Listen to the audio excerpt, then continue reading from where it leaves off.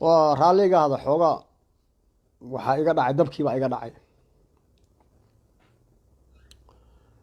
waxa weeye marka Dr. Qaasim iyo wixii ku caqiidah waxay la mid yihiin qoladii reer Caad oo Nabi Huud ka dhaadhicin waayay shirkiga ka hara ilaah kaliya caabuda waxaad aabayaashin oo ka soo gaarteen oo shirki aha oo gaalnimo aha faraha ka qaada taasa marka waxay keentay in culummadan salafiyiinta la yiraahdo waa wahaabiyo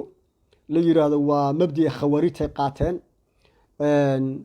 waa niman ma taqaana yuhuudu lacag soo siiso waa niman jawaasiisa waxa soo dhan oo dambi ah oo la gelayo waxa ugu wacan wixii aan ka soo gaarnay culummadii naga horeysay oo qalad ahaa oo diinta ku jiray kama saarayno iyadaasan ku dhaganana ilaa aan ku dhimano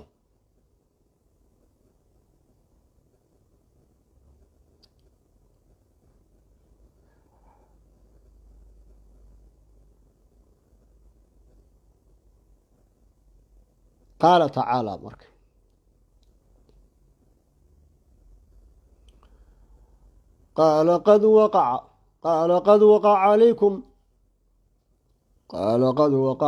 قال قد وقع عليكم من ربكم رجس وغضب أتجادلونني في أسماء سميتموها أنتم وآباؤكم ما نزل الله بها من سلطان فانتظروا إني معكم من المنتظرين قال قد وقع عليكم من ربكم حق إلهي با وحا إذن كغادعي رجز وغضب عذاب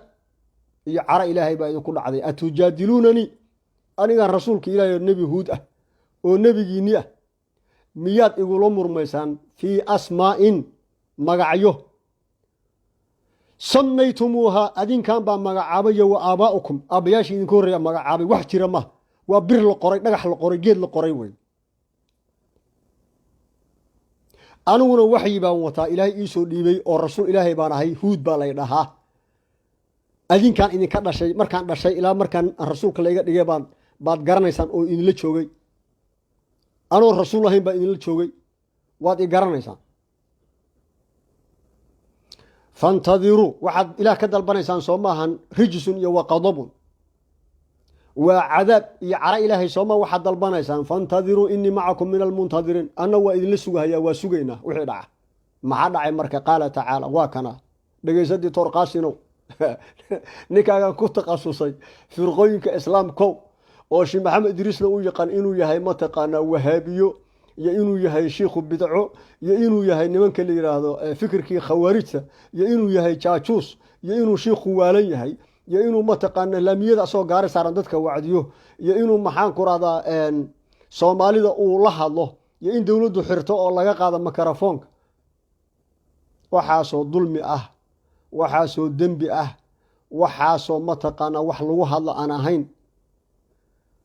waxaa kuugu wacan inaadan ogolayn shirkiga tawxiidka ku jira Soomaalida kaliimaan muslimiinta in badan oo kamid ah in laga saaro inaadan ogolayn sunnada nabiga in laga sooco waxa bidcada inaadan ogolayn halkaas marka meesha aad ka bugto oo jirada ku haysa waa halkaas waad xanuunsan tahay عقيدة أهم بعض أحنو سنتهاي إن عقيدة ذي اللغوص حلقات داويين مؤقلد ساسا مركا وحاكوغو عن إناد عيتانتو إناد هابارتانتو إناد دولونتو إناد متقانا قف هذا نقونين كهدش وعيوانك وحانو كيني هدول من شيخ محمد إدريس متقاني ذا وحانو كيني وي حتى مقعيسة متقاني وحكوايا ماتو أحمد إدريس شيخ محمد مقعيسي وحتا سيحي كريم وحاوية مركا وكان مركا عذابكي أو يمد قال تعالى فأنجيناه والذين معه برحمة منا وقطعنا دابر الذين كذبوا بآياتنا وما كانوا مؤمنين إلهي وحيري فأنجيناه نبي هود وبدبادينا والذين معه كوي لا سعودي الرمي او مؤمنين تانا وان بدباديني برحمه منا رحمه انغا اي بحقنا كتمد ايا نبي هود انت الرميسه او مؤمنين تا كبدباديني وقطعنا دابير الذين waxaan cirib goynay waxaan jarnay ciribtooda cirib dambeedkoodii waxaan jarnay ciribtoodii u dambeysay waxaan goynay alladina kadabu bi ayatina aayaadkanagi kuwa beeniyaan ciribtoodii dambe goynay wama kaanu mu'miniin ma ahayn adiga hadda imow adiga doctor qaasina Soomaa imow hadda afar mas'alo ayaa qofku diinta islaamka kaga ridoobi kara afar mas'alo ayaa qofku diinta islaamka kaga ridoobi kara asagoo maanta dhan tukanaya isagoo maanta dhan quraan akhrinaya isagoo maanta dhan sooman buu gaal yahay gaal la kor dhigay la goday la hoos dhigay la goday uu yahay afartan qodob mid kamid haduu ku dhaco nawaaqidul islaam eray kufri ah ko inuu eray kufri ah ku hadlo carabkiisa kaga hadlo eray gaalnimo diinta looga baxo sida kuwa hadii maxaan caayo kale ama Soomaali ahaadeen ama ummado kale ahaadeen labo qofku inuu rumaysan yahay diinta islaamka inaysan xaq baahayn waxba ka jirinba oo soonkii iyo salaadii iyo xajkii iyo shantii diin islaam iyo lixdii iimaanka inuusan kulli rumaysnayn laakiin waa munaafiq masaajidka safka ugu horeeyo ku jira waa tukanaya quraankii waa akhrinaya waa soomaya waa salaadaya laakiin waxa dhan ciyaar buu yaqaan ma rumaysna waa afka muslim qalbigana ka gal way munaafiqiinta nabi maxamed noolaa way abdullah ibn salaam oo kala way saddex ficil haduu la yimaado diinta uu kaga ridoobayo waxa kamid inuu ilaahay غير الله wuxuu qowraco intuu neef xoolaa soo qabsado inuu qowraco ama sheekh aweys dheh ama sheekh yusuf direed dheh ama sheekh nur xuseen dheh sheekh asagu sheekhiisii hore ama qof awowgiisii abootadiis inuu qowraco dartiis oo se ilaahay dartii uu qowracin waa ficil oo diinta qofkii kaga ridoobayo way ma too dhahatukada ma too quraan akhrin haduu ilaahay waxaan ahay wuxuu qowraco waa kaafir way gal cad way diintiina oo ka ridoob qodobka afraad ugu dambeeya waxa way oo nawaaqid islaam kamida waxa way nawaaqid islaam kamida waxa way waa qofku inuu shakisan yahay muxuu shakisan yahay xaqii buu shakisan yahay rabbu shakisan yahay ilaah ma jira ma jiro rasuulkii ma jira nabi maxamed rasuul xaq ma yahay ma aha quraanku xaq ma yahay ma aha quraanka saddex qayb buu ahaayo qaybna waa la qariyay qaybna nabiga qariyay qaybna saxaabada qarisay qayb baa soo hartay qaybtaas taala oo quraankii buu ka shakisan yahay inuu intan uu ahaa xarafkii ugu horeeyay ila xarafkii ugu dambeeyay inuu inta ilaahay ka yimid jibriil loo soo dhiibay jibriil nabi maxamed nabi maxamed saxaabada ku duu akhriyay saxaabadii ay qoreen ayuu ka shakisan yahay waa gaal way diintiina uu ka ridoob laakiin afartan soo sheegay Soomaali in badan ka mid uma yaqaanaan inuu qofka ridoobo muslim bay u yaqaanaan asagoo ku hadlahaya hadal diintii looga ridoobay ayay waxay ku leeyihiin wali muslim way sababtu ninkan la ilaahi buu leeyahay war ninkan la ilaahi way burtaa wax buriyay leedahay la ilaaha waa sax way waa xarada lagu soo galay islaamka laakiin waxyaalo buriyay leedahay oo afartan hadda aan soo sheegay kamid ah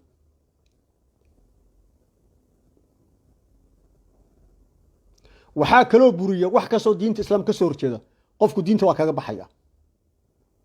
tusaale ahaan lixda iimaanka hal mid kamid lixda iimaanka aamantu billahi wa malaa'ikatihi wa kutubihi wa rusulihi wa bil yawmil aakhir wal qadari khayr wa sharri lixdaas mid kamid haduu qofku u diido oo inkiro oo ka hor yimaado diinta islaamka ka baxaya waligiis ba tukado waligiis ba xaafid quraan ha hado waligiis masaajid kitaabaha ka akhriyo waligiis ha soomo waligiis xaj ha aado waligiis jihad ha raaco wax ka jira malaha lixda iimaanka hal mid oo kamid ah haduu diido waxa weeye waa ku daayay qofkaas marka Soomaalidu waxay diin ka dhigteen qofku markuu mu'assaatay waa muslim waa tukanaya waa soomaya waa xajinaya hay intaas ba waa sax way laakiin waxa jira arrimaha hadaad la timaado intaas burayso oo inaad joojiso maahan waxba laga aqbalin gaalkan caadiga aad waxba ka duwanayn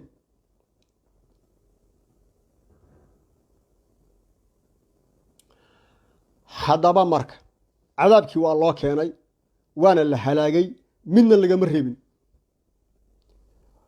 nimankii reer cad oo xoogga waaweynaa markay nebigii cadaab ka dalbadeen ilaahay cadaabkiibuu u keenay nag buuna ka dhigay nebi huudiya waxaa ka haray intii rumaysay oo mu'miniinta ahaa wamaa kaanuu mu'miniin adiga hadda marka inaad mu'min tahay maxaa caddaynaya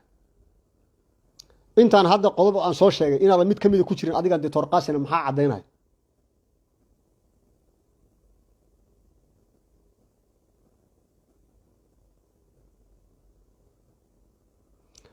maxaase u diidan tahay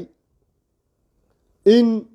wixii ka qaldanaa culimmadii hore oo soomaalida ahaa khaasatan tawxiidka ka qaldanaa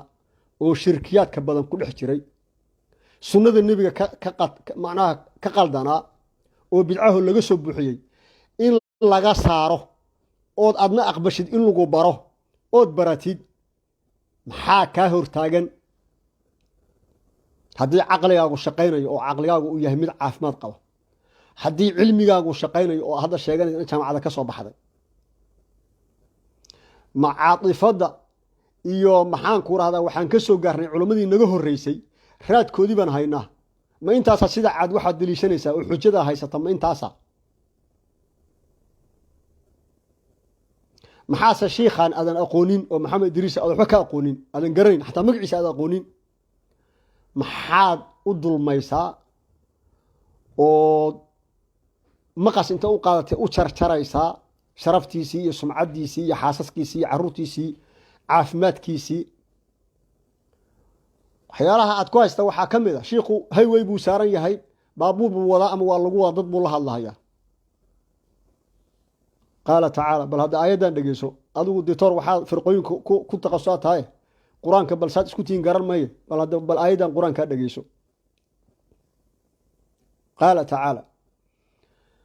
yaa ayuha arasuulu balliq maa unzila ilayka min rabbik wain lam tafcal famaa ballagta risaalatah wallahu yacsimuka min annaas إن الله لا يهدي القوم الكافرين إن الله لا يهدي القوم الكافرين رسولك إلهي بالله الله يا أيها الرسول بلغ ما أنزل إليك من ربك جارسي ضدك وحال وحي أنك وسودك يعني إله وإن لم تفعل فما بلغت الرسالة إله رسالتي ماذا جدًا ماذا جارسين هذا صمينين أمر كان له فرع هذا صمين والله يعصمك من الناس والله يعصمك من الناس ذات كان إلهي باكا كافيي إلهي باكا علني إلهي باكا غفلا معناه قعان بي آدم كبي حميشد وي سيداد عادي قد أولي منيسا إن الله لا يهدي القوم الكافرين قوم كقالوا بنا إلى مهن يوي وحان كلنا مركشي محمد إدريس aayaddaas qur-aanka oo rasuulka ayuu dabakhayaa raadkii rasuulku ku taagan yahay raadkii abubakar iyo saxaabadiibuu ku taagan yahay raadkii saxaabadiibuu taabiciintiibuu ku taagan yahay culummada rabbaaniyiinta oo hadda nool oo sheekh shariif cabdinuur ugu dambeeyey soomaali ahaan raadkoodiibuu ku taagan yahay wuxuuna soomaalida u sheegaa caqiidada saxiixa ah oo shirkiga laga reebay oo tawxiid khaalis ah oo shirk ku jirin ayuu baraa wuxuu baraa sunnada nebiga sallallahu alayhi wa alihi wasallam oo laga reebay bidcada iyo wixii lagu soo korreeyey nebigu markuu dhintay kadib ayuu soomaalida baraa muslimiinta kalena uu baraa mana taqaanid adiga doctor qaasina xataa magaciisaada aqoonshi maxamed idriis ma garanaysid maxamed caliyow adigu shiikhna matii diintana waxba kama taqanin qof iska soomaaliya caadiyaa tahay dadka aad waraysanayso iyo adiga laftigaagu lafihiina u tura cara ilaahay iyo cadaab aakhara uga tura waxaadiinan aqoonin ha ka hadlin adiguna waxaad aqoonin dadka ka waraysan qolada kuu warramayso idaacaddaada ka hadlaysana waxayse aqoonin bay ka hadlahayaan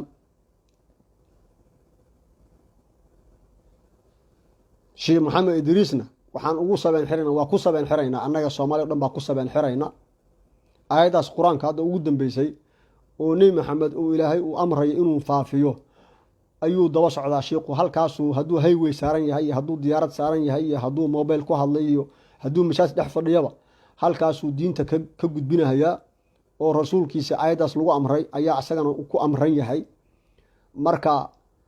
shiikhaas khayrka badan wanaagga badan aan ku naqaano soomaalidana intii tabartiisa isku dhabar jebiya intii hal qof qaban karay iyo 2 qof iyo 3 qof iyo 5 qofba ayuu qabtaa marka waxaan idin leeyahay adiga doctor Qaasim iyo adiga Maxamed Cali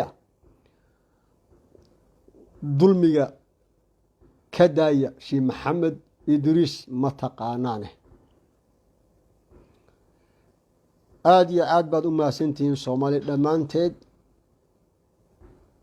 Sheekh Maxamed Idriisna intaan ay soo sheegeen oo masabidka oo hagaga oo dulmiga oo beenta oo codkay sheegayaan way leeyihiin sheekha codkan iska leh sheekhu codkan ma leh qofka soo sidoo kale sheekh hadalkiisa dhageysta ayaa kala garan kara asagoo hadlin baan sheekhu anigu intaan ka soo saaray qalad ahaa inaan codkan sheekhu lahayn buu ka soo saaray markii dib uu ka jawaabay isagii baana ka hadlay oo yiri waxaan aniga maahan qof iska dhigayo way aad iyo aad baad u mahadsantihiin dhammaan Soomaali wa sallallahu وسلم على نبينا محمد وعلى آله وصحبه أجمعين والسلام عليكم ورحمة الله وبركاته ومغفرته